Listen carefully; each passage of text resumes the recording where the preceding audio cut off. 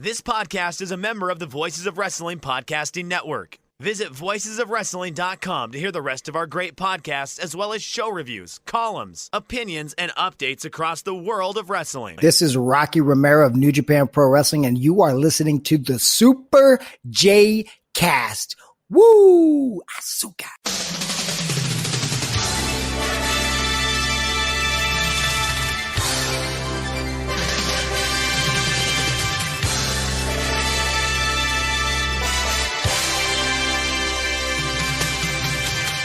Hello everybody and welcome to the Super J-Cast. I'm Joel Abraham, joined by Damon McDonald on a perfectly normal day. There's nothing going on as we're recording and everything is just completely fine. We hope, right? It's going to be fine, don't worry. But it is a big day. I think there is a sense of there's a sense of a lot. There's a thickness in the air, Joel. And it's not a lingering thought.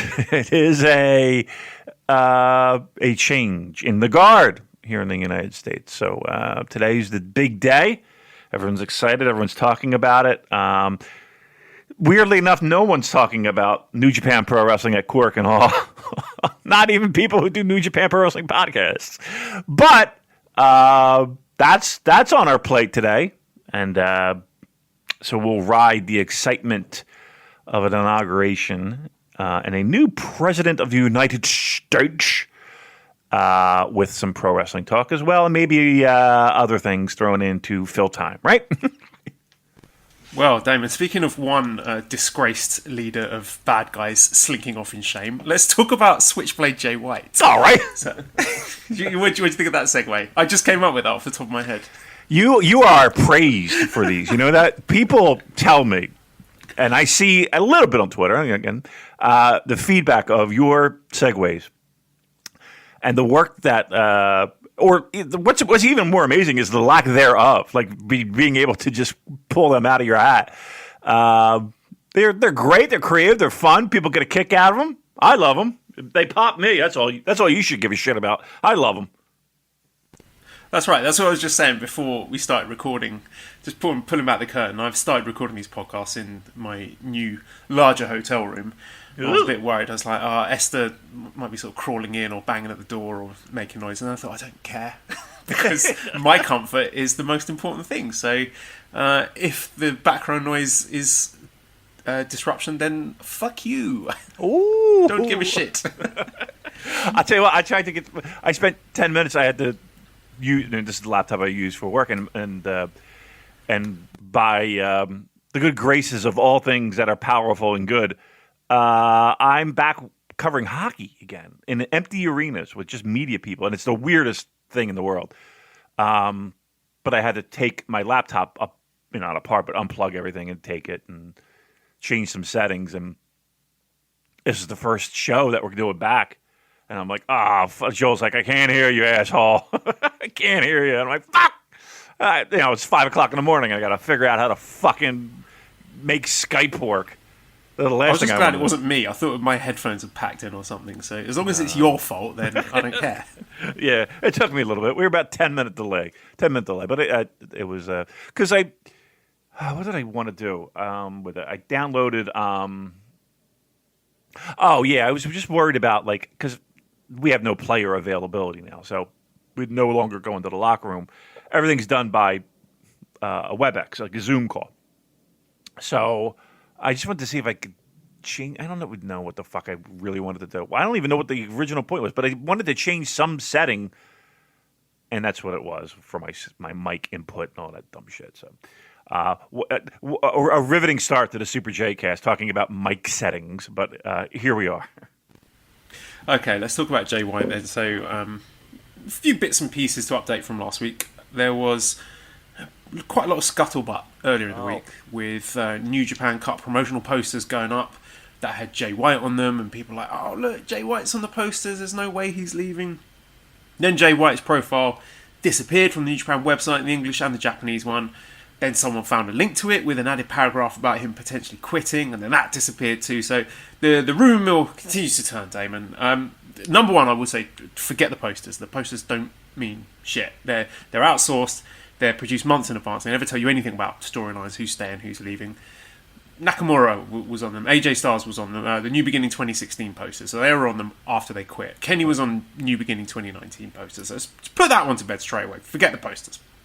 Now, we are sitting on some stuff right now. We could do a bit of cajoling to get it out there, but for once, I actually don't want to do that because it's getting into possible, if not probable, storyline territory, which I'm not interested in spoiling for people. We're all about the logistics scoops here on the Super J-Cast. Like, this tour's coming up, or there's going to be a show here, or these guys are coming back for this tournament, or whatever. So, hypothetically, if someone in 2018 were to tell me, hey, in January 2020, Naito's going to become double champion or whatever, then I wouldn't really want to share that because then it starts affecting people's enjoyment of the product. It would be a spoiler, and I think this Jay contract situation is veering dangerously into that territory, so I'll try and just be factual here.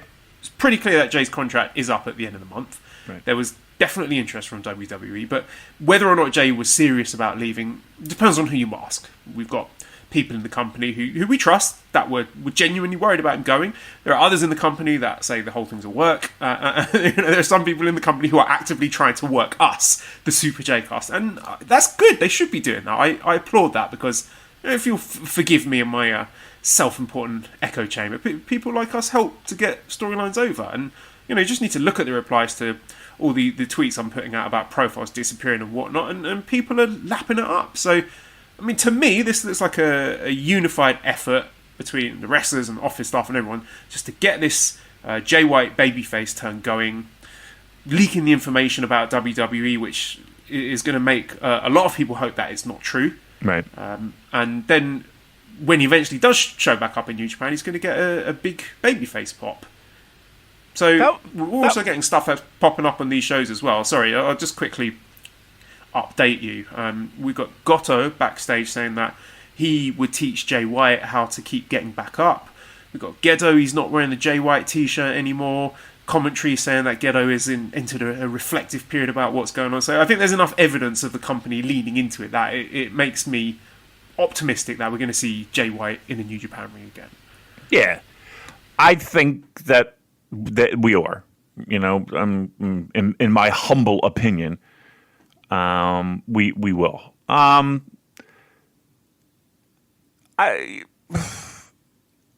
don't think the idea is preposterous of if I'm a wrestling company and I say, okay, if somebody's going to leave, or we're going to put out the idea that someone is no longer going to be with New Japan, who is a top star, but in all actuality, he's staying, this would be a blueprint to do it, right? The only thing that I find a little bit weird, we'll call it, is that if this is a conscious effort to put over the fact that Jay White, is staying but just taking some time off, and we're working an audience that never really was worked before by New Japan. You know what I mean? Like we're like, it feels like this would be for a North American audience. I know that, like, if you search Twitter using the settings, Jay White in Japanese, and search Twitter, I mean, people in Japan are talking about it, and fans of New Japan Pro Wrestling in Japan are talking about it. But doesn't it feel like that it's more for North American fans? And don't you think that's weird? That what is right now anyway, maybe a few months ago or a few years ago, this was I wouldn't say it was just a primarily Japanese promotion. But we're having run shows in the United States, not of their own fault, in quite a while. It just feels like we're working English-speaking fans, and that seems weird. No, I disagree with you there because I think you touched on it. If you search the katakana Jay White in Japanese, you will find all Japanese fans talking about it. We picked up a load of new followers, Japanese language followers who are concerned about this. I was talking to Manabu. A lot of Japanese fans are very worried about Jay White leaving. So, no, I don't think it is a storyline that is exclusively aimed at the Western audience at all. I think the Japanese fans have got their finger on the pulse and they are just as into it as we are. Yeah. I don't know. Just why would they have taken his profile off the Japanese site as well? Then, if this was an angle that was strictly aimed at us, it's a good point. Foreigners. It's a good point. Yeah, I mean, this is to build toward a Jay White triumphant return, and I think everybody is pointing a finger of, okay, this is going to be the beginning of a huge babyface turn. And yeah, what other way to do that than the old absence makes the heart grow fonder thing? Yeah, and it's more than that, isn't it? It's all these little touches from, the big stuff like Jay's promos, other wrestlers talking about Jay White, these posters going up and down. I don't know where exactly it was. It might have been in Korakuen Hall, but they had posters, I think it was for the anniversary event with all the wrestlers, and there was a Jay White one, but then they actively took that down and replaced it with another wrestler. So again, that is something that only fans who are in Japan, in that area of Tokyo, are going to see and notice. The profiles going up and down from the website. It's made Jay White the most talked about wrestler in the world right now. All eyeballs are on him, and I think that's deliberate. And our work here is done, Damon. Yeah, right. I mean, I'm still kind of amazed at just how much that blew up. And don't you think that it was a conscious effort to mention WWE specifically? Like, they didn't... Yes. Yeah. Okay. That's something they talked about on Voices of Wrestling flagship, because I've been talking to people on Voices of Wrestling Slack about this. It was Liam, who does the Wednesday War Games podcast. He mentioned it, that specifically mentioning WWE as the potential exit route for Jay White. Like, if you say it's AEW, then you're going to get all the AEW fans thinking, oh, great, he might come to AEW. And then when he goes back to New Japan, they're disappointed. But by mentioning WWE, you unify all those groups of fans, the fans of New Japan and also the fans of AEW, maybe other North American promotions, other foreign promotions who don't want to see him go to WWE because of the trends and their expectations of what happens to wrestlers that they like when they go to that company. So yeah, I think it's a very strategic choice to specifically name WWE as that company. Right.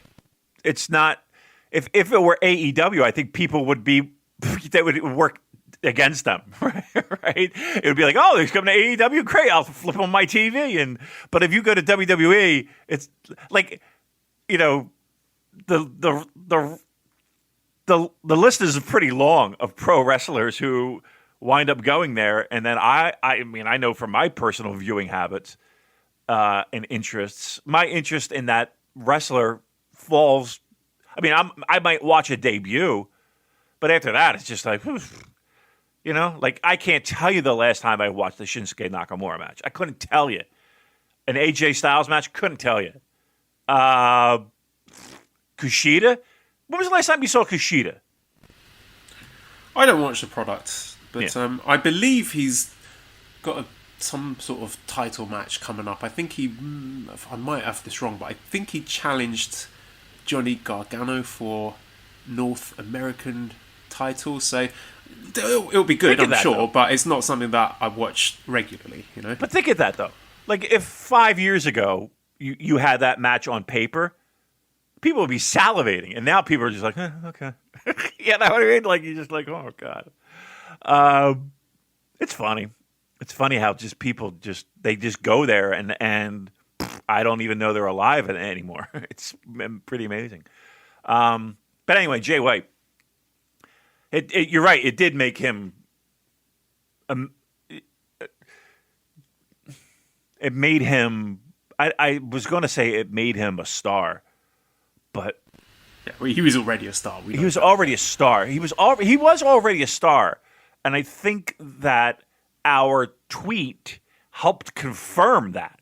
Like we didn't make anything, but to me, it was a more eye-opening thing of, wow, people care if he left, and people care where he might be going. Like that, to me, was pretty eye-opening.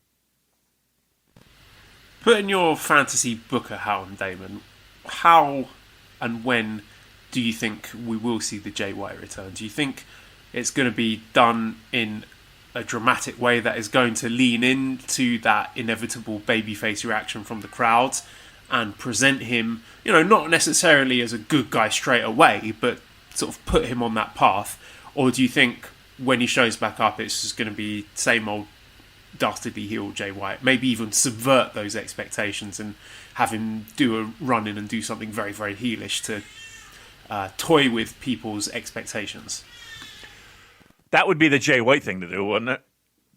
That toying of. I don't know. Look, you got to figure also, it is now what? January 20th, right? And what would we be doing right now at January 20th? Wouldn't this be prime Fantastica-mania time? Mm-hmm. Okay. So the likelihood of even... We'd be seeing Exotico wrestlers trying to kiss Jay White. Right. I don't even think we would necessarily be seeing Jay White on shows like this, period. Right? So I know that the idea of Jay White leaving, the promo, the information that we received, the information that we shared, the information that we haven't shared, the idea of the social media team and the website, doing their best efforts to remove profiles and all that stuff. Tell us about it. Right. So there is a lot of look. If anything,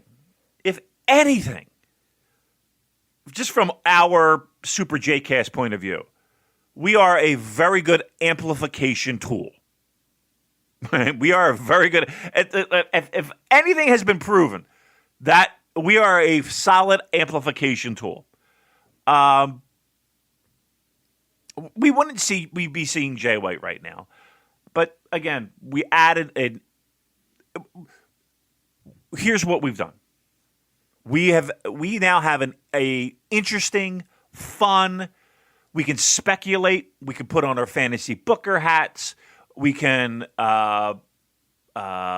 speculate and look for every little nugget that might be hidden underneath the ground. We're doing stuff instead of sitting there watching shows that while are fun, are not part of the New Japan calendar year, right? That means very little in the sense of storylines and whatever. I mean, we have, and we're talking about, and we haven't seen a match. We haven't seen an angle. We haven't seen anything yet. We got a guy who's probably right now on the beach with his lovely girlfriend, with a drink in his hand and his toes in the sand, and he's the hottest pro wrestler, and everyone's talking about him, and he has done nothing, right, to help that. I mean, that's what's amazing, is that we have that in what normally would be a time of, okay, we're just watching shows and we're reviewing trios matches. We could beat this to the ground, and people can beat this to the ground, and by the time this is all over, we'll probably be sick of it. But I like it. It's fun. It's like a free agent who's out there. Where is he going to sign? Is he coming to my team? Is he going to your team? Is he going to make this team better? What is he going to look like when he comes back? It's that sporting element that people kind of get their rocks off on. That not all the time translates into pro wrestling, and I kind of dig it. I do. I don't know if you're familiar with Arsenal player Mesut Ozil. A lot of parallels you could link between him and Jay White, who Ozil hasn't played a match for Arsenal since, God, almost a year, but then was sort of frozen out of the team, and then just by virtue of not playing, everyone was talking about him, and all these rumours circulating, and furious speculation about why has he been kept out of the team, where's he going to go next, blah, blah, blah, blah, blah. So, yeah, there's definitely a real sports feel to this whole situation. Yeah, don't think it's just like this is exclusive to pro wrestling. This is I don't know. I think people. I don't know if it's a thing where it's an opportunity for people to give their 2 cents when they might not have 2 cents to give. Like anybody can have an opinion. Like if you have a major sports star who's a free agent and they're speculating on where they're going to go and where they're going to land and for how much and how that's going to impact the team. Everyone can have an opinion on that. Like if you're a sports fan, you can have an opinion on that. You might not be right, you might be, but it's everybody's going to have an opinion on it. You'll turn on sports talk radio, you'll read blogs, you'll see articles, and that's what it is. And to have that kind of bleed into pro wrestling, that's the kind of shit I love. Now, there are people that are just like, I don't give a shit wherever the fuck you go, or whatever. Okay, I get that. But there's also people who don't give a shit about best friends. You know what I mean? And I use them as an example, right? There's people who don't give a fuck about Orange Cassidy. There are people who just don't give a fuck about, nonsense in pro wrestling. Okay. I mean, that's different strokes for different folks, but I think a lot of people if you have a little bit of a sporting background, like a little bit of you're a sports fan, you have a team you follow, you have a sport you follow or players that you follow. This kind of scratches that itch for you from a New Japan Pro Wrestling perspective. On the flip side, there's an interesting angle to look at this from Bash. He says, do you think with all the rumours about Jay White that Ibushi's title win, especially in the West, has been downplayed with all the attention focused on Switchblade and his next move? So, yeah, do you think something has been, a bit of excitement and lustre has been lost from Ibushi's title win? Yep, no doubt. I mean, again, we sit and talk about so Ibushi's the champion. He's not going anywhere. And as a matter of fact, it helps anchor him. People care more about people leaving than people staying. And when there's the shadow of doubt, when there's a shadow of doubt, that's what gets people excited and that's what gets people talking. Yeah, I mean, no one, and that's not a fault of Ibushi. Let me be clear there as well. And that's really a story, a guy who's worked his whole entire career for this achievement. I mean, that's a story, and sometimes I think that I feel bad for him because it does feel like Jay White has overtaken the interest of New Japan without doing anything. I'll also say this, that pro wrestlers are in it for themselves. Now, I understand that there are storylines and there are things that they have to kind of stay within the guidelines for storyline purposes. But pro wrestlers are in it for themselves.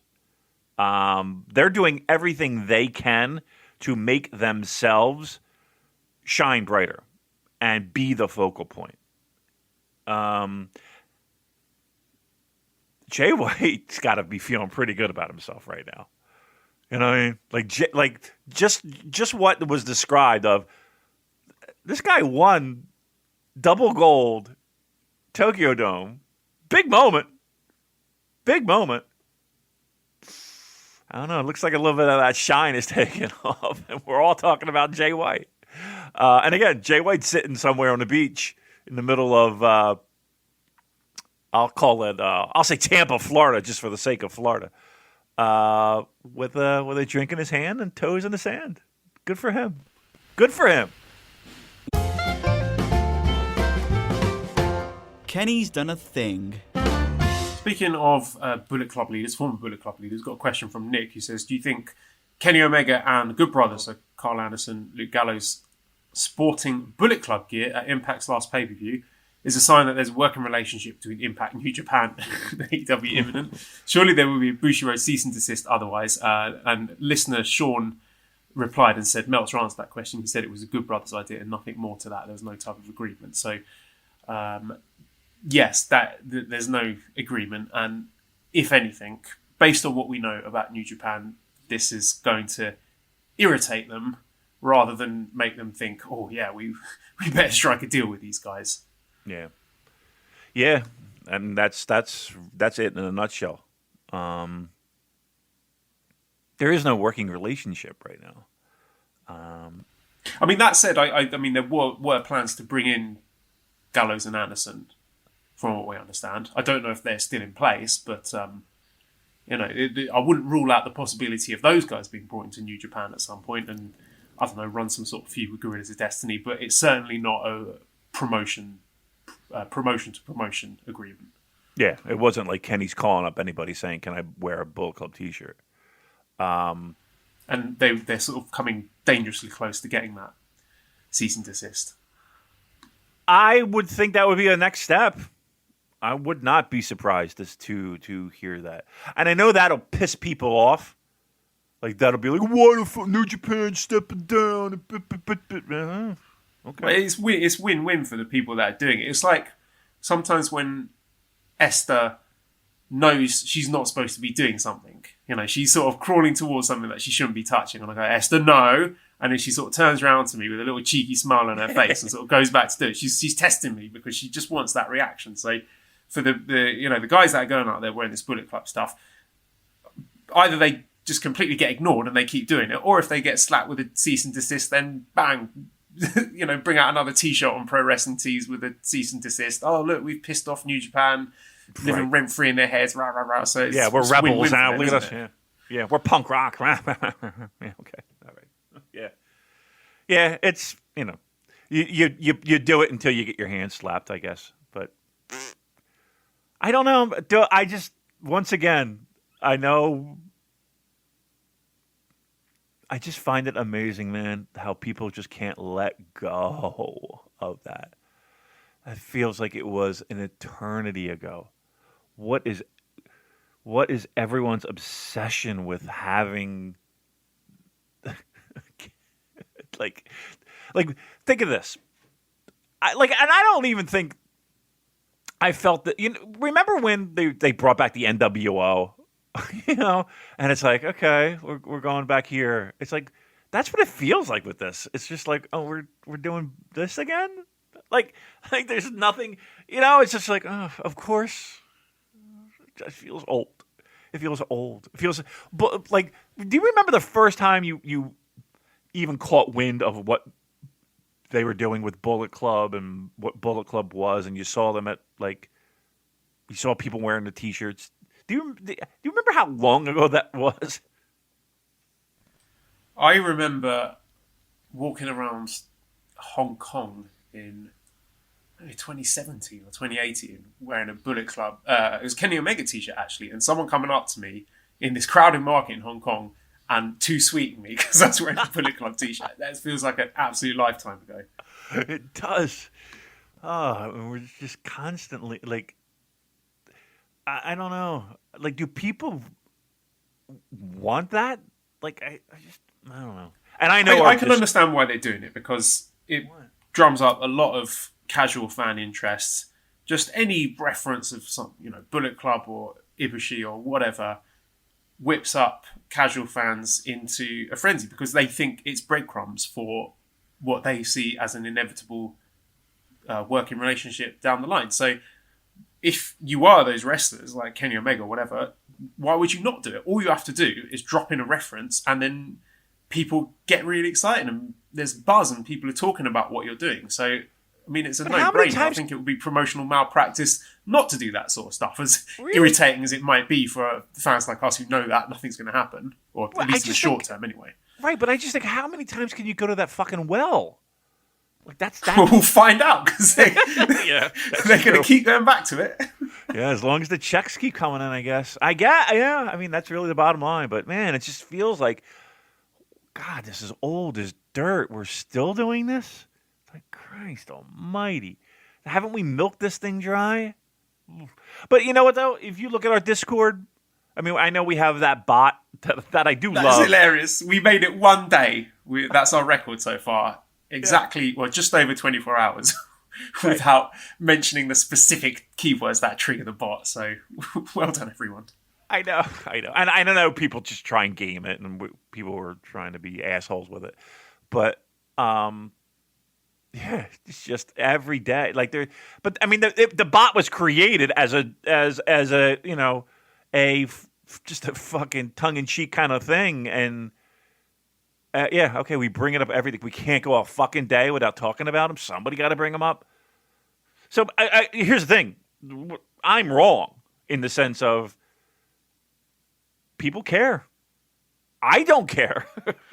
I don't. Man, it does mean we get to use the Kenny's Done a Thing jingle that Andrew made for us. So right. It's not a complete waste. That's a good point. We don't really feed them in anymore. You know what I got to do? I got to remind Dan to. Yes.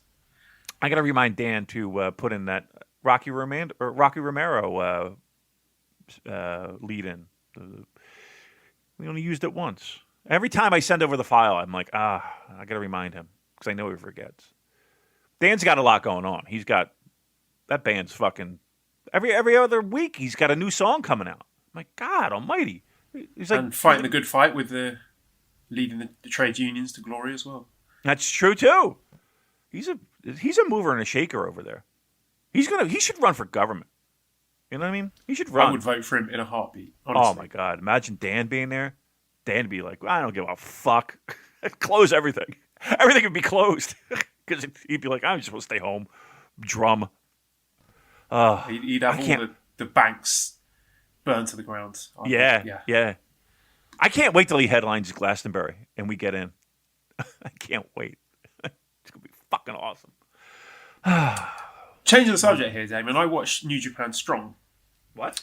Because no one else does. But my big takeaway actually from watching it was Fred Rosser seems like such a nice man. He's got a lovely smile. He's got a lovely sort of warm, engaging personality. He's been learning Japanese. He's been practicing his Japanese phrases on Strong with his little interviews. So I've turned the corner. And first when I watched him, I was like, I'm not interested. WWE reject. But now I can see how hard he's working, see how invested he is. I'd like to see him get a go.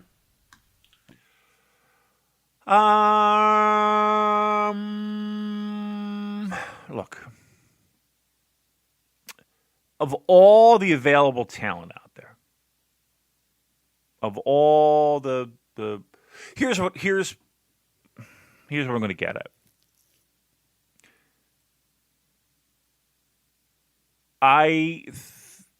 We know that this is being used as a ploy to get work at another company, right? I mean, that's what's happening here, right?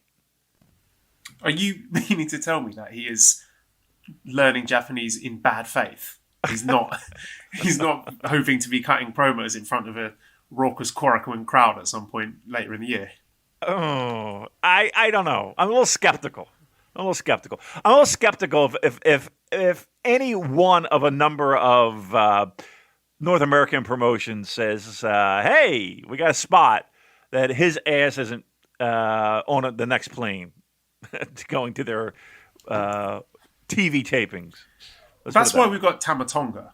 And I want to praise him specifically. He's like become the unofficial gatekeeper for sort of Western New Japan. I don't know if you've been following any of this beef. You know, he's been going at it with the Good Brothers for doing the Bullet Club stuff. He's been going at it with Michael Elgin. It's just he has got. I really enjoy his podcast, his Tama's Island podcast. There's always juicy stuff in there. You can, you know, he's spilling the tea a bit, and I feel that he's done a really good job, a bit like Jay White in that sense, and getting people talking about him, even though he's not actually in the country right now.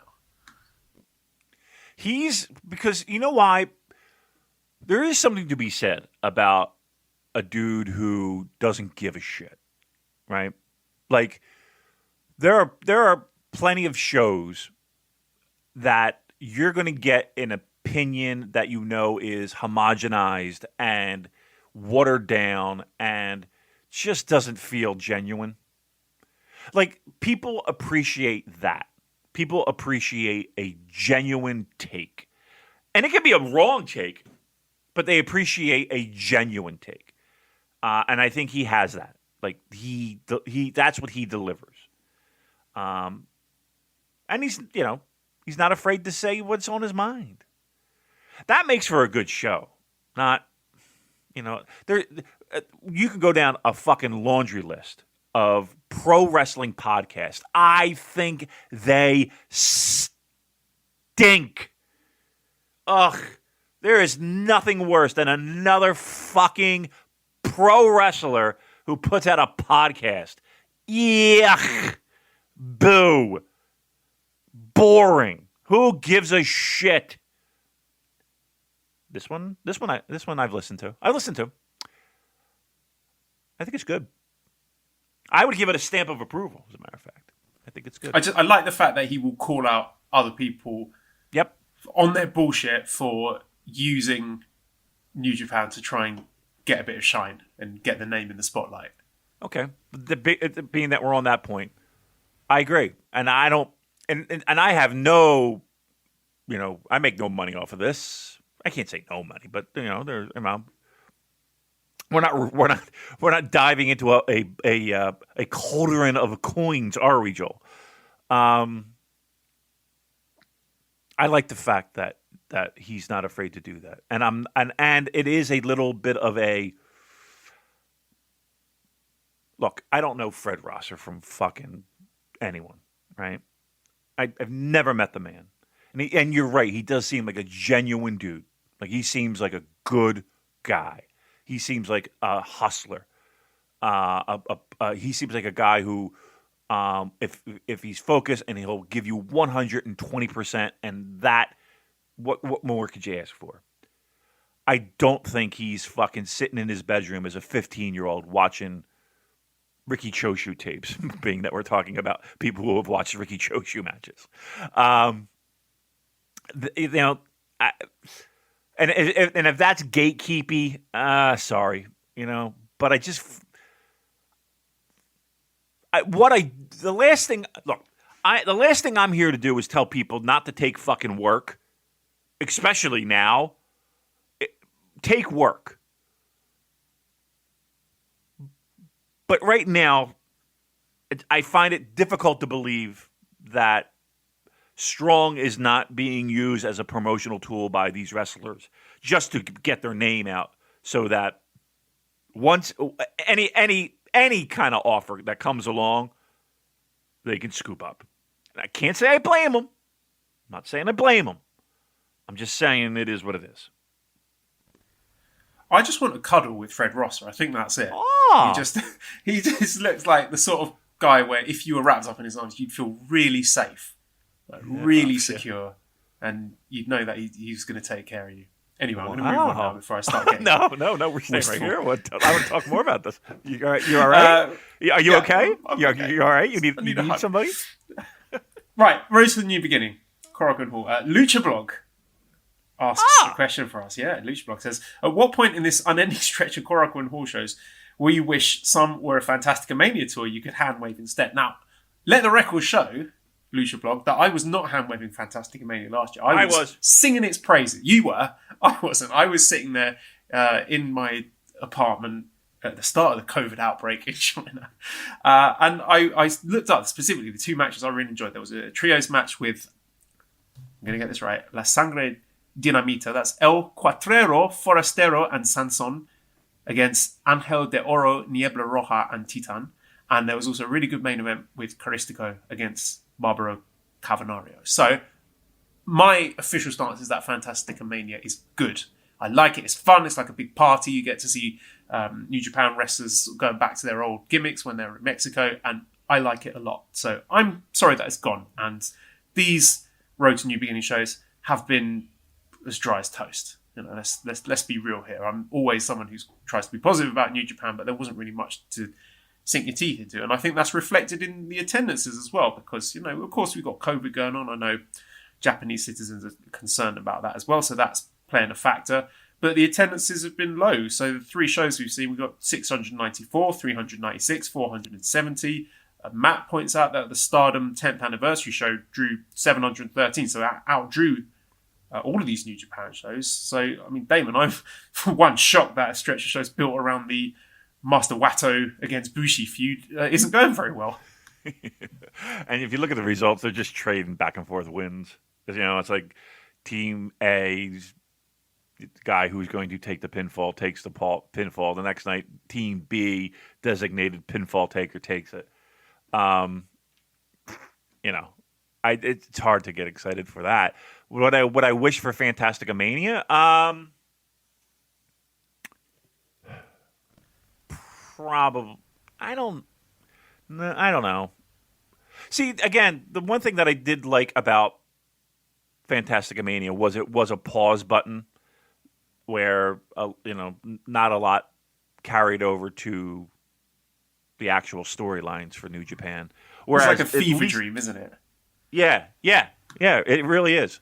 I had the weirdest dream that there were a load of CMLL wrestlers wrestling New Japan guys, and Okada was dressed up like someone from a movie, and there was weird, shitty pseudo-Mexican food at Korakuen Hall.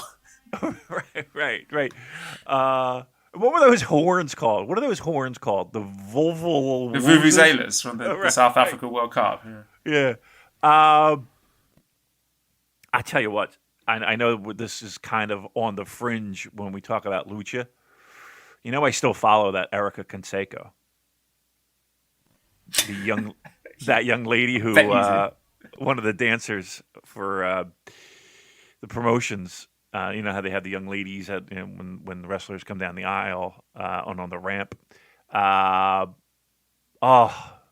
She has a new calendar out. I was actually thinking about buying it. I'll tell you what, could somebody buy me the Erica Conseco calendar, the 2021 calendar? Oh, she's fantastic. I still watch that. I think it's adorable. The clip with the now Master Wato doing the little dance, like she's teaching him how to dance, and the smile on that man's face. Oh, you could light up a room. Like that was genuine happiness from Master Wato with this gorgeous woman teaching him how to dance. He was having a blast. Oh boy. So anyway, she's doing very well. In case you were wondering. Road to the new beginning.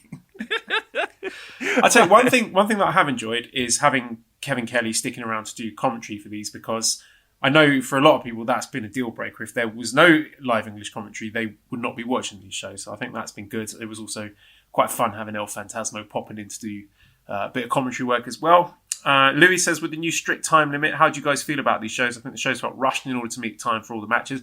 I was a fan of it. I liked that it was just 5 matches, under 2 hours, in and out of there. So it's fine to just have it on in the background while I was playing a bit of Final Fantasy VI. So my bullet points from these shows, we seem to have a new young lion, which is a long time coming, because the last new young lions we got were Uemura and Tsuji, and that was coming up to nearly 3 years ago. So that's a very long time. What about? Sorry, Japanese young lions. Yeah. There you go. Because I was Japanese like, didn't we have Steven Regal's son there? Right? Yeah.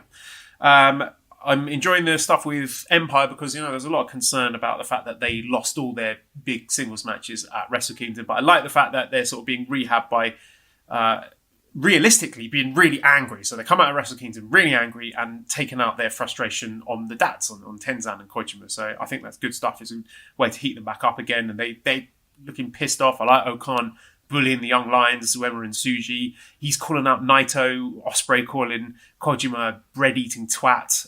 Lawrence says, how do you feel about Okan's hair extensions and his little red bow?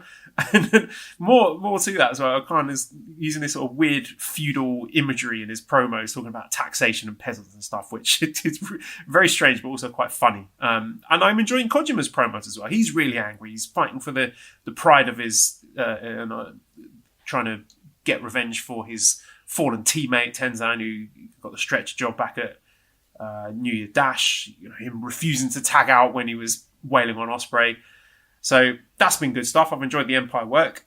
We've seen Okada doing funny dancing. That just seems to be his go-to thing, doing something wacky when he's not got much on his plate. So he seems to be sort of paired off with Evil here. I don't know when we'll actually get an Evil singles match. I mean, if it's going to be Castle Attack, that's going to be quite a long time for them to have to do these tag matches. So might be a while there. And if they don't do a Castle Attack, oh God, if they're trying to stretch it out until the New Japan Cup, got a long time to go with this. Could go on for ages. A lot of concern about Tomoaki Honma, who's looking pretty rusty. He's been having this mini feud with Naito. They've been on opposite ends on the tag teams, and the Destino is a clunky looking finisher at the best of times, and Honma is not the guy to make it look smoother. It was really touch and go. Honma's been talking about challenging Naito. I hope there's not a singles match. It's not something I really want to see. We've said before. I think Honma has still got the brains of a pro wrestler and the passion of a pro wrestler. He can allow a good match, and I think he's had his singles matches the last couple of days. Had a New Japan Cup against Hiromu, and before that against Daichi. I really enjoyed, but we said before, accident waiting to happen with Honma. Suzuki-gun stuff. So we got this feud with Bullet Club.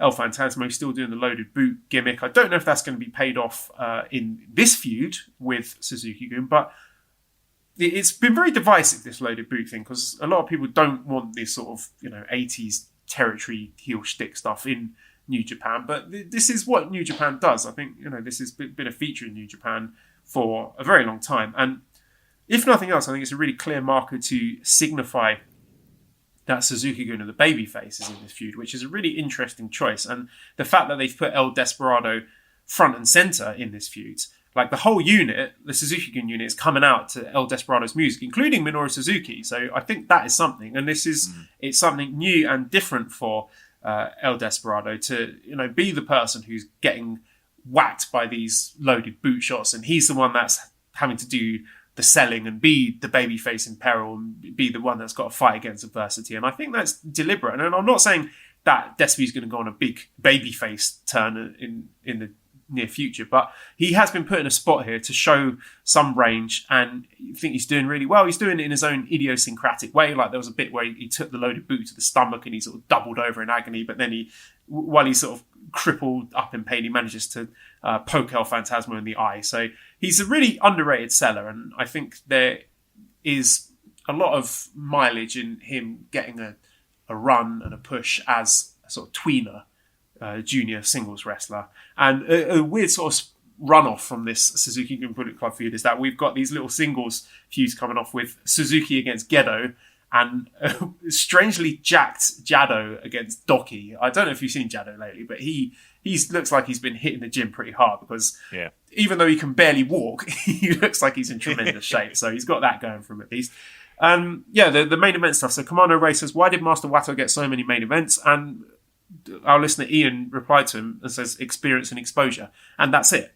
He's a guy who needs those reps in those main event spots in front of Korakuen Hall crowds, being able to wrestle in these main events and get main event wins and, be the person to pick up the mic at the end of the evening. And I think he is growing both physically. He looks, to me, he's looking more muscular. He's got his new gear.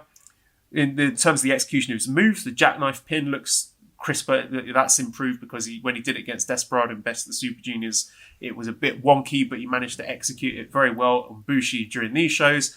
There was a fun little post-show thing after he and Sho won the main event, and neither of them really want to talk on the mic, so they're sort of giving the mic, oh yeah, no, I'm going to give it to Sho. He doesn't like talking. No, I'm going to give it back to Wato. So I thought that was a lot of fun. Sho, for his part, he's shown a nasty side as well, which I like to see. We want to see those levels from Sho if he's going to have a potential to be a main event singles star in the future. And also, I think there's a lot of eyes on his partnership with Ibushi. I don't know if that means anything. There's talk of faction shake-ups coming in the future, but there does seem to be a strange chemistry between Ibushi and Sho, that there's a sort of kinship between them that is interesting to watch. And Tanahashi cried again in his post-match promo. We got some air guitar stuff from him when he won, and there's nothing he likes more than turning on the crocodile tears at the end of a show.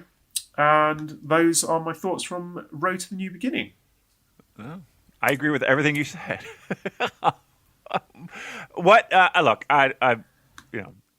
is there anything there that someone who maybe is taking a little breather, maybe taking a little time out? What is there anything there that? Give me one match that people can sink their teeth into on these two shows? I can't go out my way to say this match was good. It's not. It's just sort of preview appetizers, hors d'oeuvres, Right. for the big matches that are coming up in the future. We've got a big show on. Well, there's one on Thursday, actually, which I don't think is going to be televised, but I just like the name of this arena. It's called the Seiden Chemical Arena, which I'm pretty sure was a level from Sonic the Hedgehog 2, but I don't think that one's going to be televised. We've got a show coming up on Saturday, which is a good one. It's at the Ota City Gymnasium. It's another Road to the New Beginning show, but we've got some good stuff here. So, first match, Doki and Minoru Suzuki versus Jado and Gedo, which... Good show? What? No, I'm into that. Is there not a bit of you that's looking forward to seeing World's Greatest Tag Team pairing up again and seeing the absolute shithousery between these four guys? You got that right.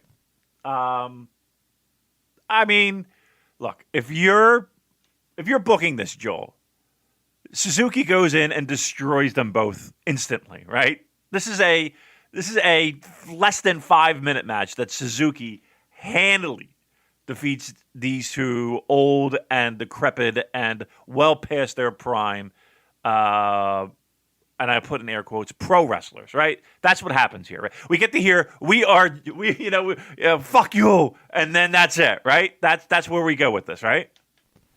Yeah, I mean, I'm not expecting a in-ring classic by any means, but I'm expecting a few chuckles out of this one. All right. All right. Second match then is Yoshihashi, Tomohiro Ishii, and Kazuchika Okada versus Dick Toko, Yujiro, and Evil. Nothing to say about that. We've got the Okada Evil feud. That's it. I'll move on to the third match. Hiroyoshi Tenzan comeback. We got Satoshi Kojima and Hiroyoshi Tenzan against Great Okan and Will Ospreay. And I'm into this one. I'm excited to see what these guys can do because they have laid some nice background to this. It's got that grudge match feel again. And I think there's going to be a lot of big babyface support for the returning Tenzan. And of course, it's like a little preview for the Tenzan Okan singles match that will be coming up as well. So, are you excited for this one? I don't know if I'm excited for it. It's I think they've done a good job in getting people at least warmed up to the idea of this match. Let's keep in mind that we still have Tenzan here, who is barely mobile. He did have that really good New Japan Cup match with Yoshihashi, so I think we are approaching the end of his career. Maybe this year. I think we're likely to see him hang up his boots sooner rather than later. So I would say view this match through that lens because you don't know how many more Tenkoji tag matches we're going to get. And I think this one is going to have a lot of passion and energy and fire behind it. Yeah, I'm gonna lay down a guess, and I'll put some money on this. We're gonna see Kojima getting lots of double team maneuvers from Okan and Ospreay, and we're gonna build up to that hot Tenzan tag where he cleans house, and then some kind of chicanery, he gets fucked over, and I bet you Tenzan lies down to this one. Fourth match is an elimination match. I always enjoy New Japan elimination matches. We got Wato, Sho, Honma, Tanahashi, and Ibushi against LIJ Team, Bushi, Hiromu, Naito, Shingo, Sanada. So, who do you see standing tall at the end of this one? Who do you think needs the rub out of these 10 guys? Because it's they're sort of paired off with their feuds going on. We've got Wato against Bushi, Sho against Hiromu, Tanahashi against Shingo, Ibushi against Sanada, and then by default this Honma Naito thing. So who do you think needs the win here? I mean, we're looking forward to an Ibushi Sanada heavyweight title match. I think if you want to even further solidify your main event, Sanada stands tall here, right? Like he's yes, the I had lone the same survivor. thought. All right, so good. We're smart. We know what's going on here. And the main event is the IWGP Junior Heavyweight Tag Team Championship match with the champions Kanemaru and Desperado defending against El Fantasma and Taiji Ishimori. I think this would be good. I think this would be real good. I mean, you figure the I'm pausing because one, you would think this would get a decent amount of time, being that this is your main event. All four of these guys can go. You got Kanemaru and Desperado, who for the entire run have been not only heels, but a true definition of heels. Like there was no wavering on Desperado and Kanemaru for many, many months while they held those titles of being just deadlock, stone cold heels. They're baby faces here. It's amazing how that works. And then Phantasmo and Ishimori, who I think are a good team. I'm not in love with them, but I think they're a good team. What do you think of the loaded boot gimmick? I mean, I'm trying to think of in the past of someone who had something like foreign object being the key.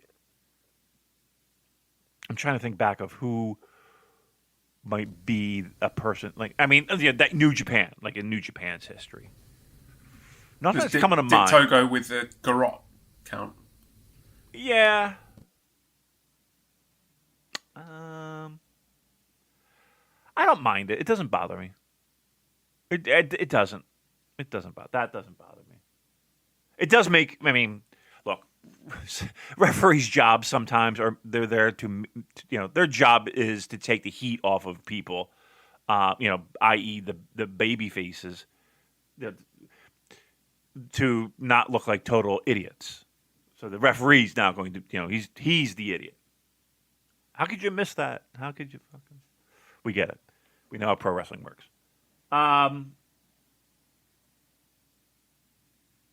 Give me a ceiling of this match. Do you think this could is this a gentleman's 3 or are we going higher? I'll set the bar at a gentleman's 3.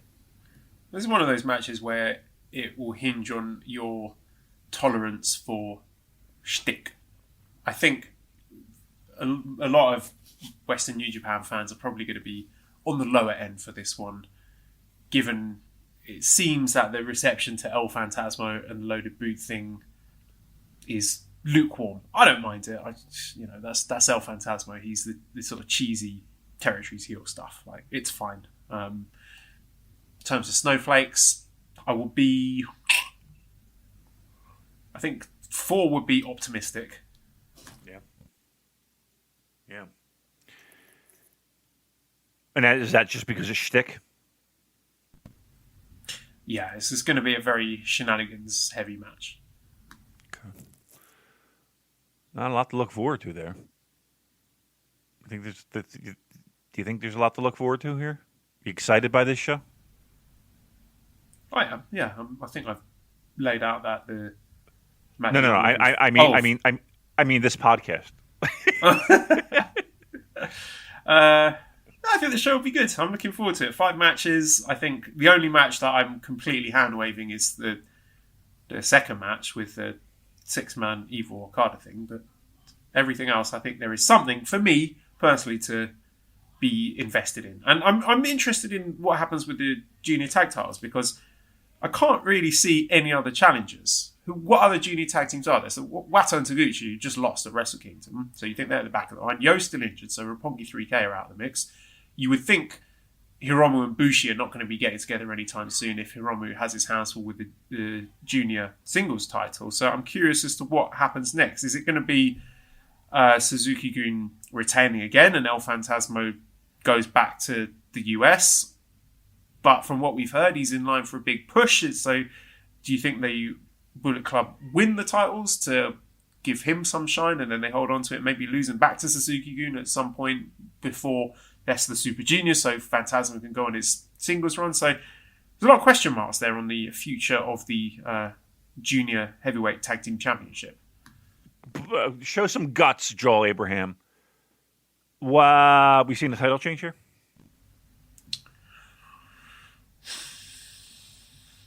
I'm going to say yes. Me too. Yes. Yes.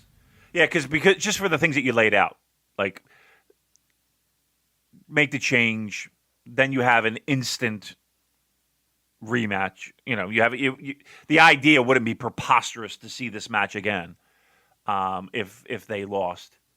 Because you're right. Yeah. Where Run else it back do they at go? their anniversary show or whatever. Yeah, I mean, where else do you go until you can? See, here's the problem. This is the problem in a nutshell. And it's not like we have been dazzled in years past. Again, we talked about we'd be in the midst of Fantastica Mania. We'd be at these road to new beginnings. Here's in a nutshell. This is New Japan for me right now. We're buying time. We're spinning our wheels and buying time to get past this so that we can bring people back. We continue to do. It just feels to me like we're just trying to kill time with a lot of these shows. And that's where I'm having some trouble getting the juice up for a IWGP Junior Heavyweight Tag Team Championship match between El Desperado and Kanemaru against Phantasmo and Ishimori. You could and a elimination match where it feels like we're seeing elimination match after elimination match after elimination match, and I know people are excited for the return of Tenzan, but it's the return of Tenzan, not. Yeah, I think you made a mistake there. Person is excited about the returns of Tenzan. Oh, and it's me. One person. Okay. All right. Again, we're getting the 2021 version here. We're not going in a time machine. This is a show. This is a show, and it's and if my juice for this isn't being translated through this podcast and through my voice to get you, the listener, excited, you're probably right. You probably are right. All right, let me throw this lineup at you for this week's Strong, which is Road to Lions Break contender. Kevin Knight, who's the newest LA Dojo Young Lion. Kevin Knight and Jordan Clearwater against the Regal twins, Logan and Sterling. Brody King versus JR Kratos, which I think will be a very fun big boy fight. And then main event is Ren Narita against the debuting Bateman. So I'm interested in that one, not only because I like to see Ren Narita, I want to see how he's developing, but I'm also interested to see how Bateman looks, because he's had his promo interview last week where he's doing the sort of scary psychopath character. So normally the Strong lineups look pretty dry, but I think this one might be quite interesting. Okay, I am in for the Narita. I am in. Yeah, I mean, just to see Bateman, just to see what the story is here. I mean, that will be something I will check out. We'll see how it lands. I mean, if look, the interview was very westernized, weirdy thing. Okay, it was very NXT and not in a good way. Yeah, correct. It was a little bit like okay. Let's see how that carries over into the ring. Like if he's doing like gimmicky nonsense in the ring, that's going to be an instant fast forward. But if he goes in there and if he's not doing character work, I'll be more likely to stick around. If he's going in there and doing character work, then we'll see. We'll see. But yeah, I'm there to see a young lion. All right, so we are 1 hour and 4 minutes in. We've got a list of questions here. Let's blast through these, see if we can clear out the backlog. So Mark says, okay. Can you see a future in a Hiromu Naito tag team to keep the tag title momentum going? Them versus Dangerous Tekkers could be amazing. So do you think that's something that they might break the heavyweight junior tag lines in the sand for? That'd be fun. That would be interesting, wouldn't it? I like the idea a lot. I don't think we'll see it. Obviously, we have to have a junior heavyweight title hop off of Hiromu, which we figure, it's eventually. I don't think he's going to go the entire calendar year with it. Look, I'm not opposed to the idea. That's for sure, and I think it's a novel concept. I would. Why not? It's 2021. We got a new president. We can do anything. Matty says, any insight on the Castle Attack tour? Is it just another tour at a new beginning, or can we expect some tournament or gimmicks? And Sid said, how do you think the two Osaka-jo Castle Hall Attack shows, two Osaka-jo Hall Castle Attack shows will look like? One main event will probably have heavyweight belt, so what title do you think will main event the other night? Juniors maybe. So yeah, any thoughts on what you think these double Osaka-jo Hall shows might look like? I mean, no. Do you? To be honest, do you have any inkling of? I don't think that we're going to see anything gimmicky. I don't think we're going to see anything like. There's not going to be a presser where they're announcing, a new stipulation or anything like that. Intercontinental title tournament. Disconnect the belts, maybe. Do you think so? No, I'm just throwing it out there as a fresh possibility. Yeah.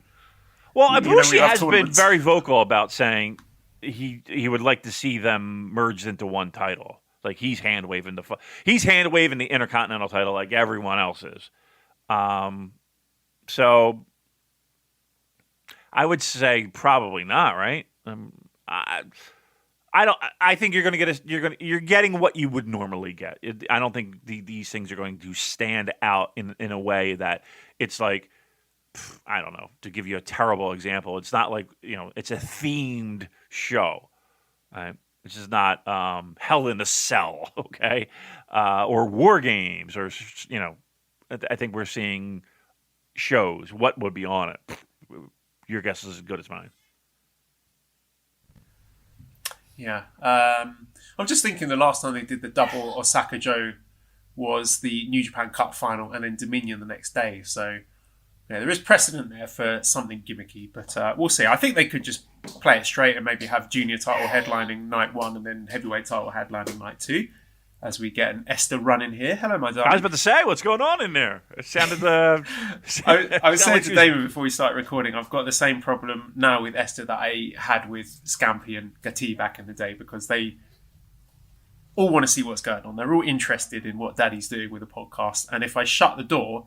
then there's going to be tears. So I've got to leave the door open and risk having background noise. But there you go. Okay, TaylorMade says, with the typical long-term / 2-year booking, do you think we can expect a Shibata angle or return this year? I'm going to say no. I don't think we're going to see him wrestling again. I think the ship has sailed on that one. It's been, 4 years now? 2017, 18, 19? Yeah, 4 years. Coming up to 4 years. So I think we're unlikely to see him getting in the ring again.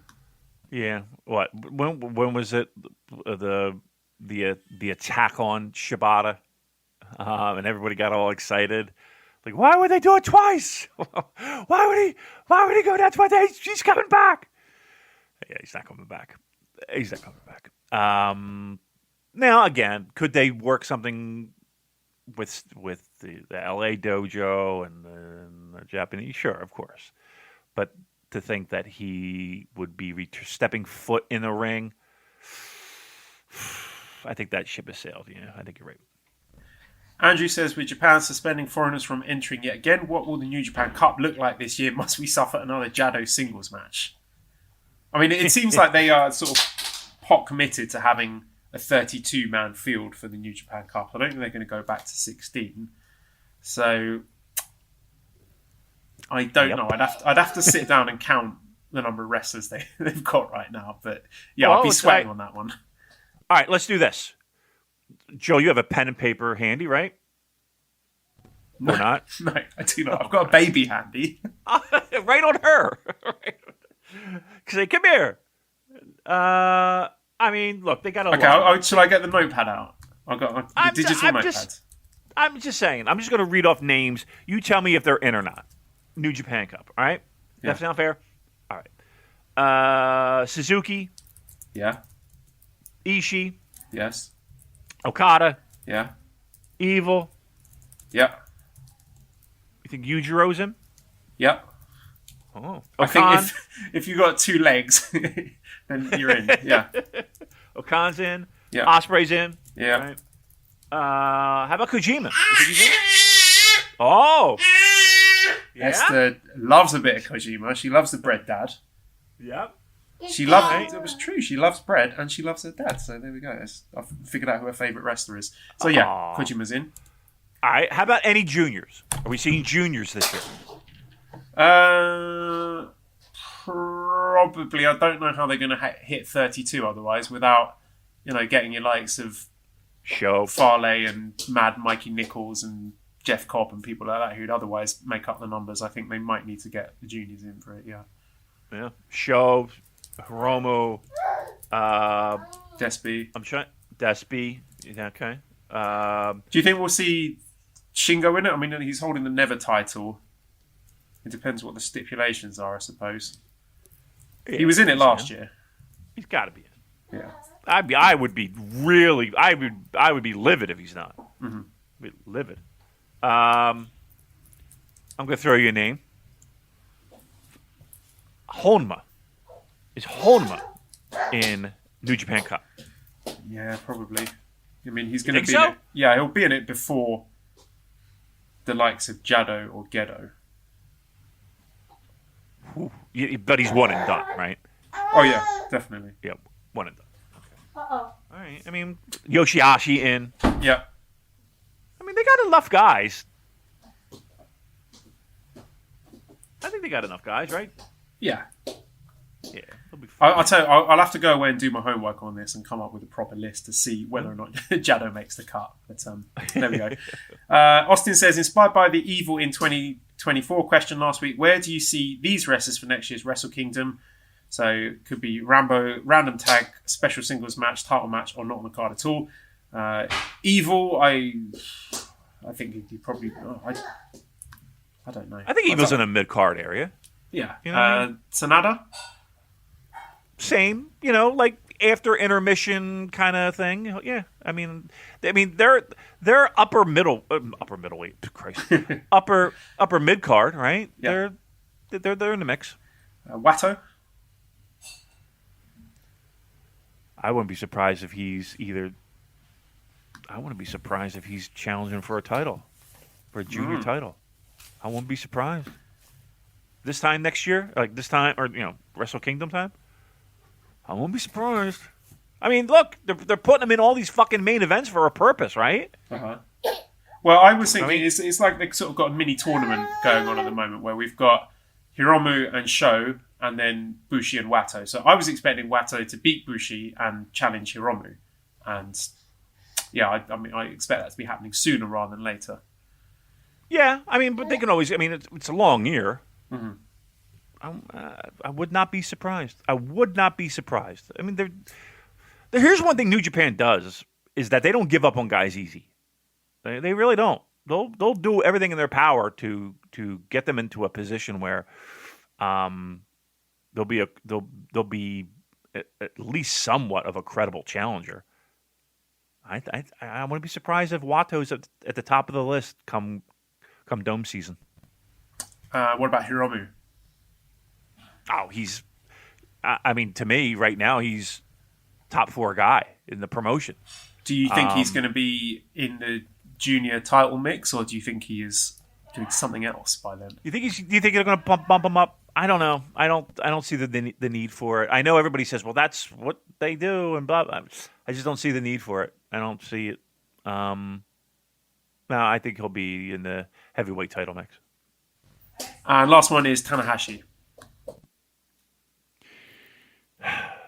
I mean, look, Wrestle Kingdom season, you don't fucking just drop him in a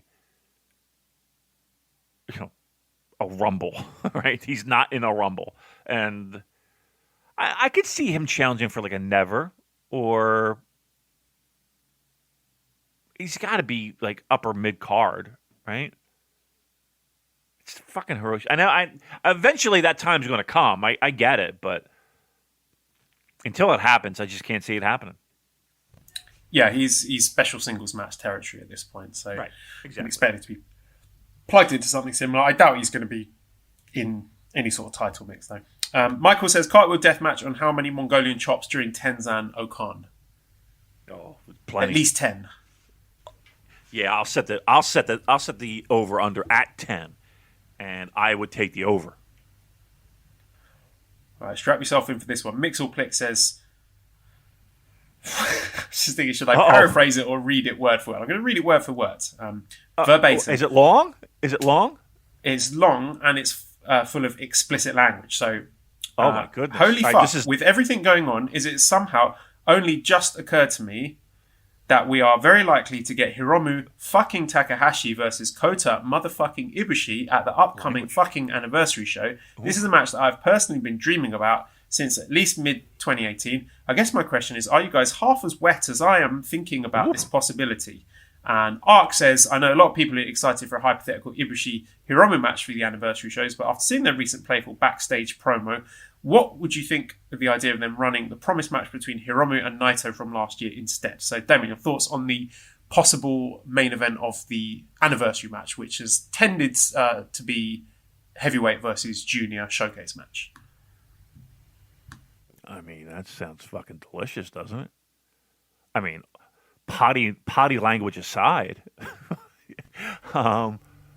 yeah. So you'd be going Hiromu Ibushi over doing Hiromu Naito.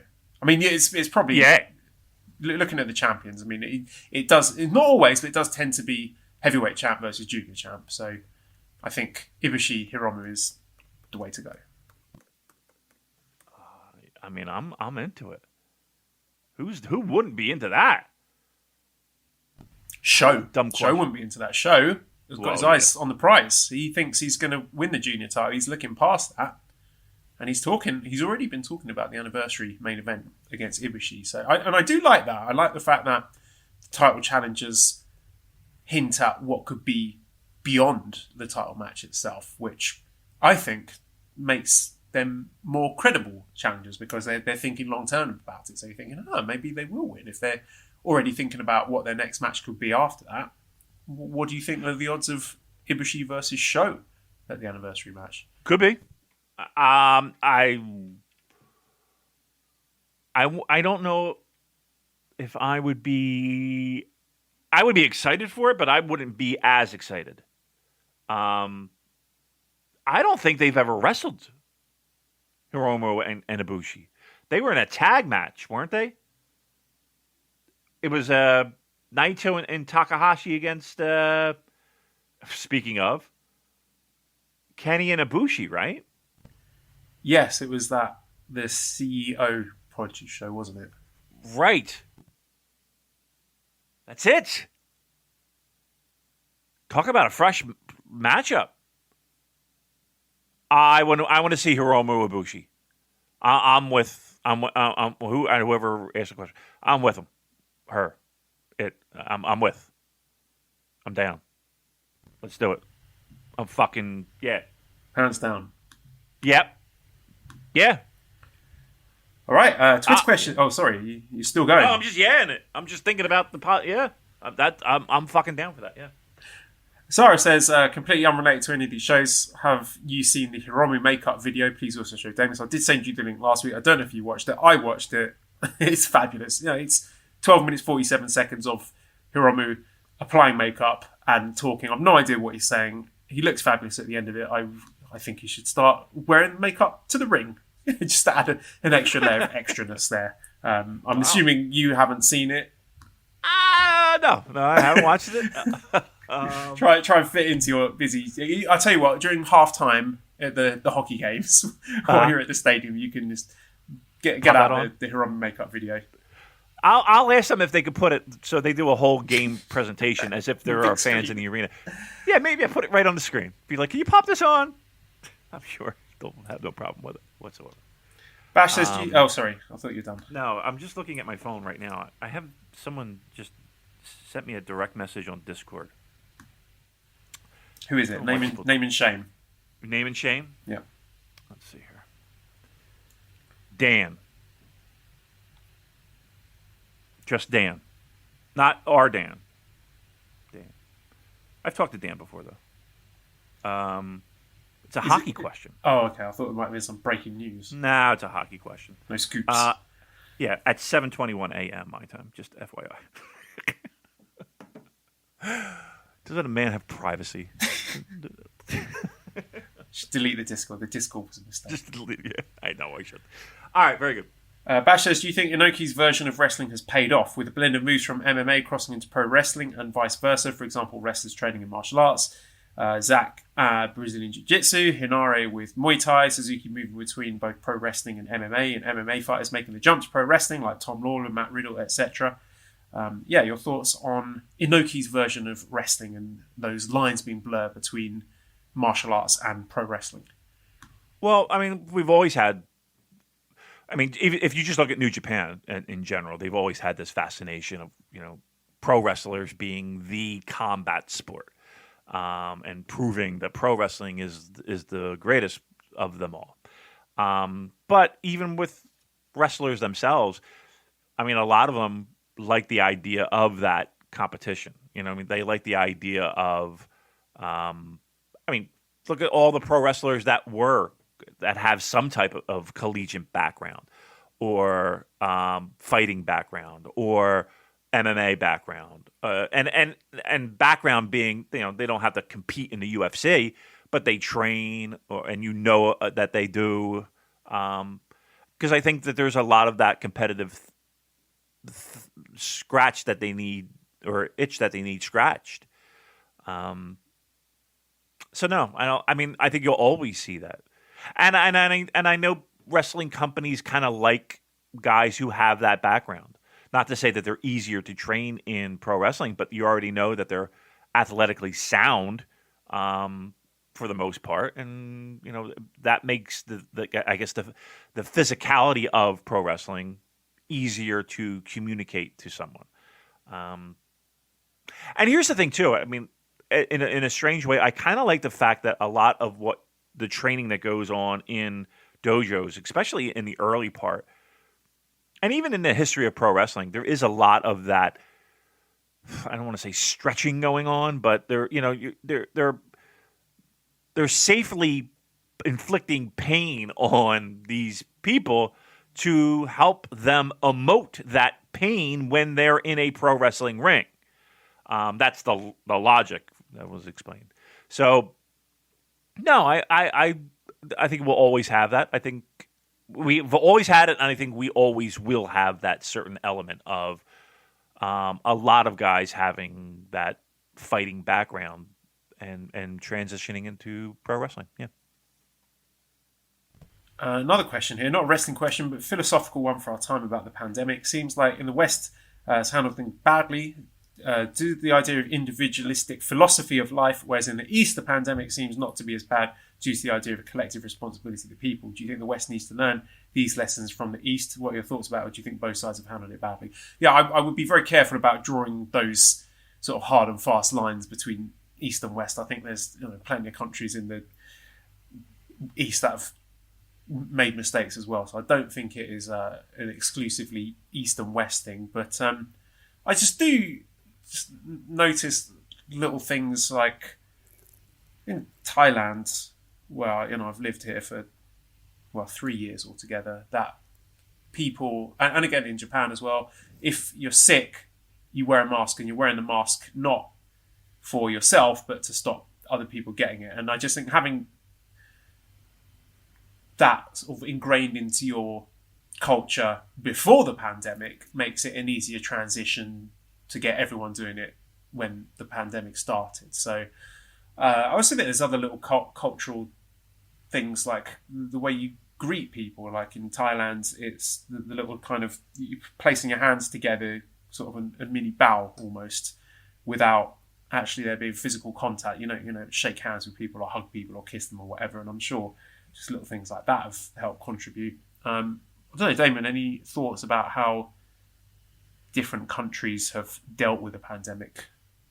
I mean, I can speak obviously for the United States, and I can't speak for everyone, but it's not like people are running around maskless in the streets.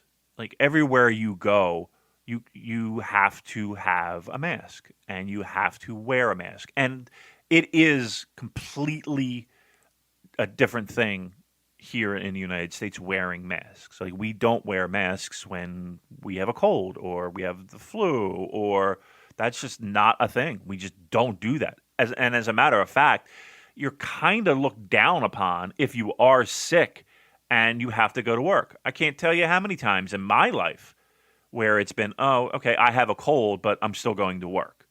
Or I'm sick, but I'm still going to work. Why? Because I don't have the PTO, or I don't, or I'm expected to be in for a certain thing.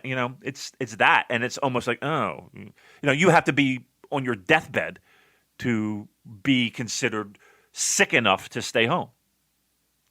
But no, it's not like it's lawlessness in everywhere in the United States. Now, look, there are rural areas that.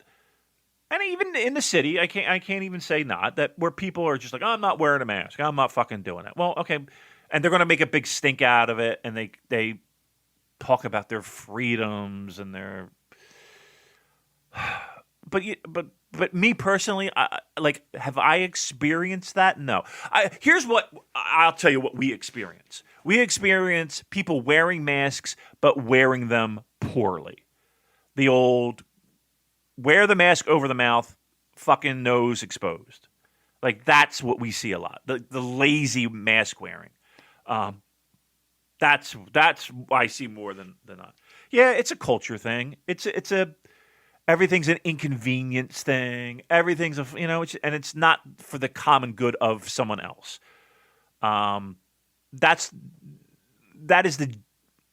is a problem. Yes, but I see more people complying with that, and they might do it half-heartedly, and they might do it, but it's not.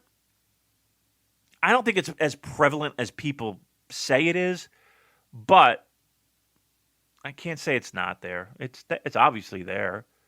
Yeah, and we have done a pretty poor job of handling it. I mean, we're still in it, and not only are we in it, our heads are under the COVID water, and we're drowning. And the vaccine rollout has been done pretty shittily. If that's shittily. I hope we learned a lesson from this. I really do, but I don't think we have. We'll see. But yeah, it's definitely a cultural thing that where the idea of I'm sick and I don't want to get you sick, that's just not a thing here. Also want to give a next step as well. Like it popped back up in Thailand. We got little clusters of it coming from, I believe it was migrant workers from Myanmar. So it's all well and good to benefit from that sort of migrant labour. But then I think you need to take care of those workers to prevent this sort of stuff from happening. It's a double-edged sword. You can't make all the economic profits from it and then just sort of throw them under the bus when these sorts of things happen. So I think protection for the more vulnerable workers at the sort of lower end of the socioeconomic spectrum would benefit societies greatly for these sort of situations. Okay, back to the wrestling. Dread and Rosa says, you both spitballed a possible Suzuki-Uemura match. What do you think about Uemura making such an impression on Suzuki that it brings him into Suzuki-gun, either in lieu of an excursion or after one? I don't know. Uemura just seems too good-looking to be a bad guy. Could happen. I think that there is the stronger connection between Gabriel Kidd and Suzuki-gun because they've got history going back to they had experiences together. They crossed paths back in the UK. So Gabe Kidd would be the one I'm looking at for Suzuki-gun. What do you think about the possibility of Yuya Uemura in Suzuki-gun? Nah, I don't want that. I mean, Suzuki-gun was breaking up anyway, right, Joel? I love this. It's going to be Taichi-gun. Or Despi-gun. I want to be surprised. Yeah, I mean, if given the two options, I'll take Gabe Kidd there. But I don't know if either of them go. I don't know if either of them go, and that's going to be a while before we see that anyway. So, but if of one of the two, I prefer Gabe. But we'll see. I don't see it happening though. Joe says, who's the next wrestler to win the IWGP Heavyweight title for the first time? And Trash Factory says, could you see either Suzuki or Shingo becoming IWGP champion, and which would you prefer? So, next wrestler to win it for the first time, it's probably Will Ospreay. You know, they put him at the head of a new faction, not for nothing. So he would be the person I say wins it for the first time next. Suzuki or Shingo? No, I don't think either of them are going to win it. Which would I prefer? Probably Shingo at this point.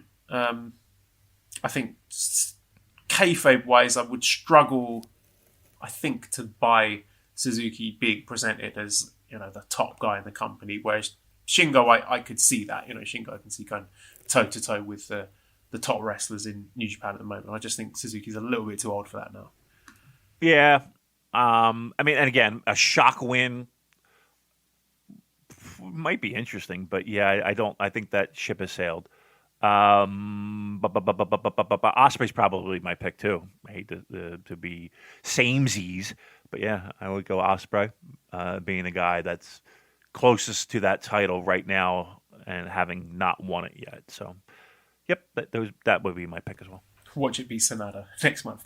Kyle Razen says, what is left to tell of Naito's story? If he does main event Tokyo Dome ever again, will it just be to put someone over, or is there enough emotional investment in his character to want to see him end the night as IWGP champion again? Speaking, I'm a Naito fan, maybe not as hardcore as a lot of others, but I feel that he's had his moment, although I think there is mileage and money left in that Hiromu match. So if I was going to put Naito in a Tokyo Dome main event, it would be to put over Hiromu if Hiromu does make that move to heavyweight. Two matches that they have in their pocket is Hiromu, which would be massive, and Ospreay. Right, those are the two that they have that they haven't gone to yet. So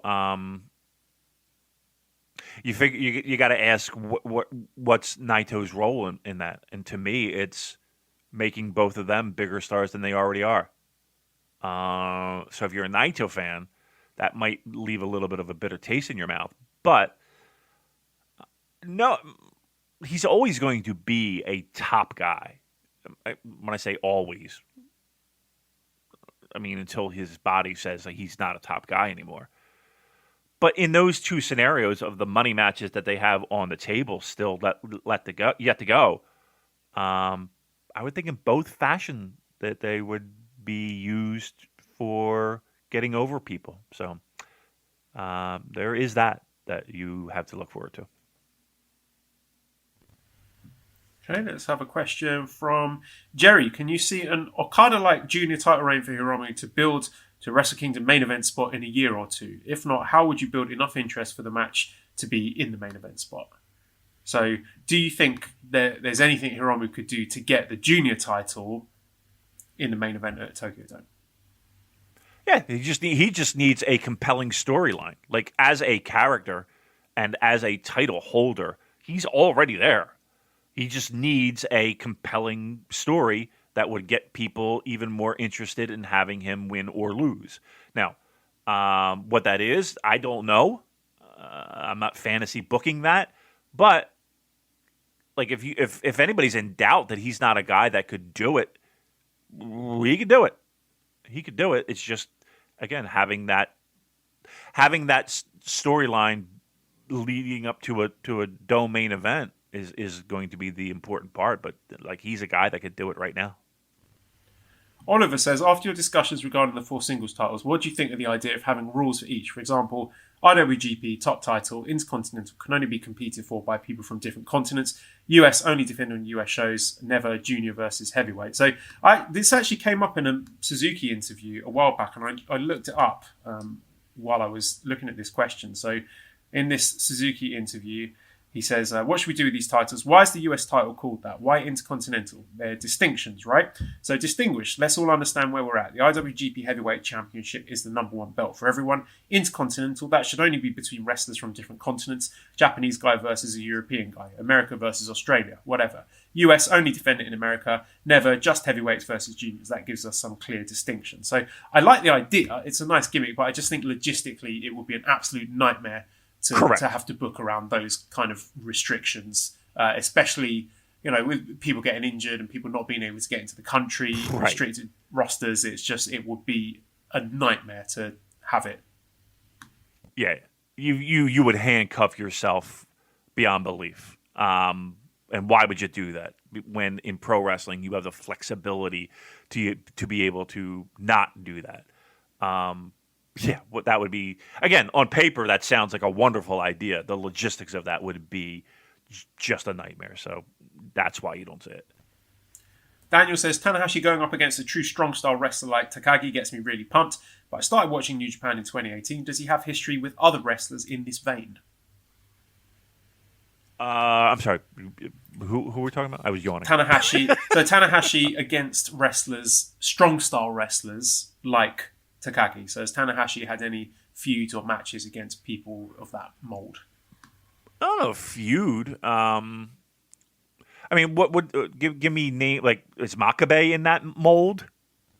Is Ishii in that mold? Is like Suzuki in that mold? Like who? I mean, and all the above. He's had marquee matches, right? Maybe not Ishii, but yeah. I mean, there's some good suggestions in the comments actually from other listeners.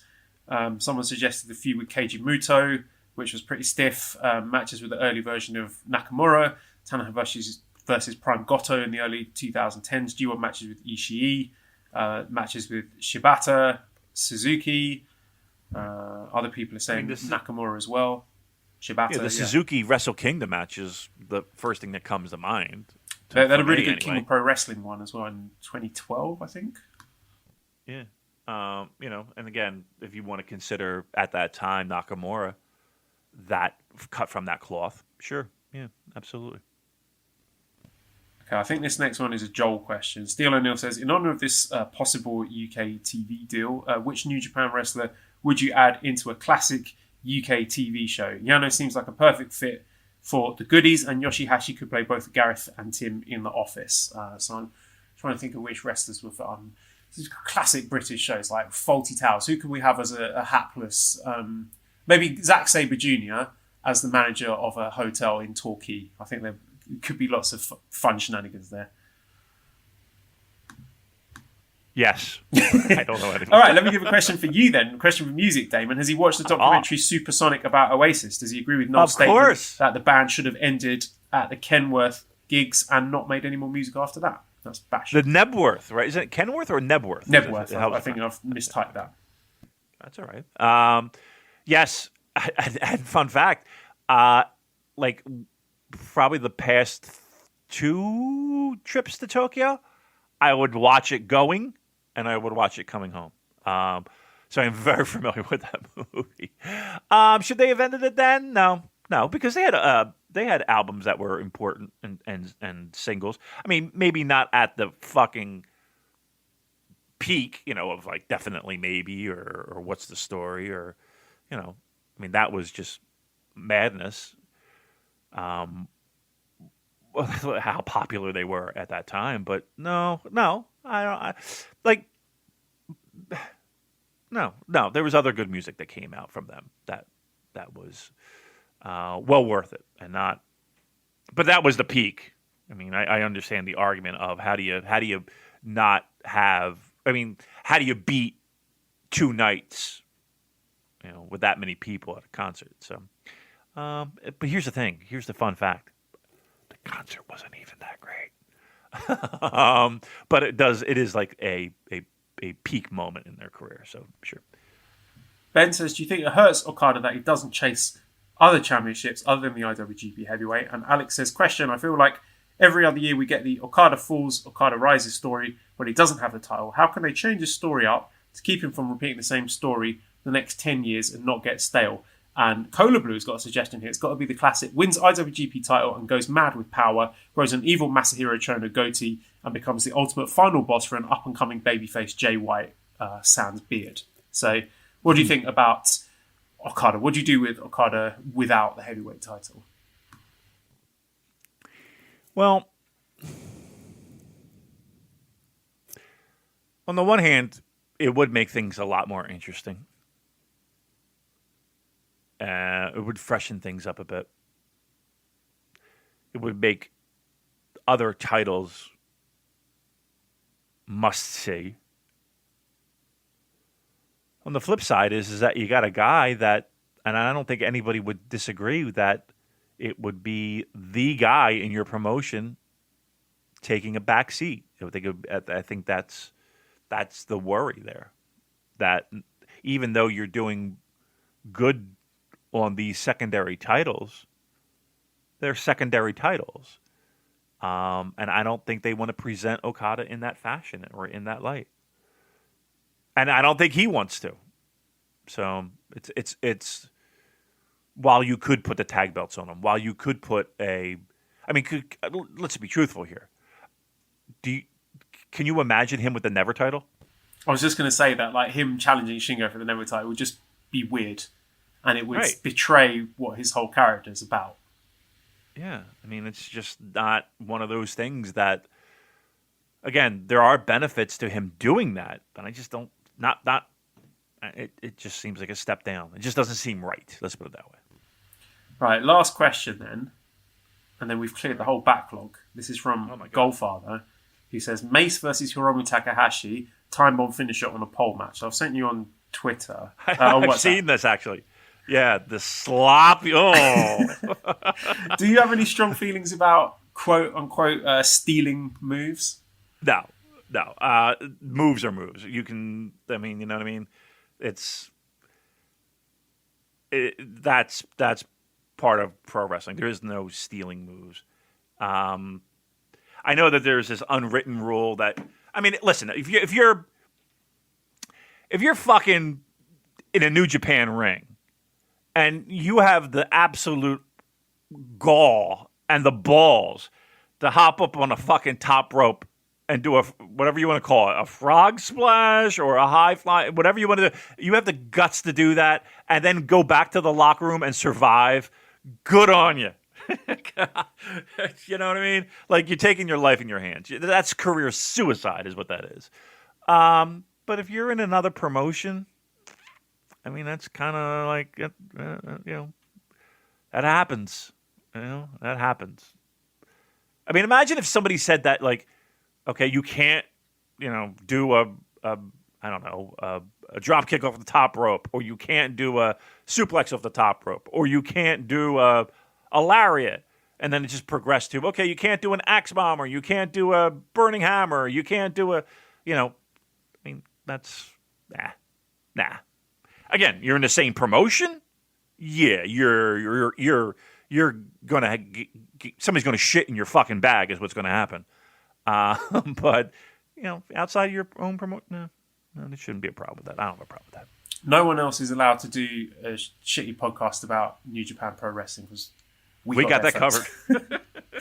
All right, that's it. Especially this one. You ever do a show and you're like, oh, you didn't fucking hit a home run with it. That's what I feel today. Like, I just feel like I just couldn't get my groove. I couldn't fucking get swinging.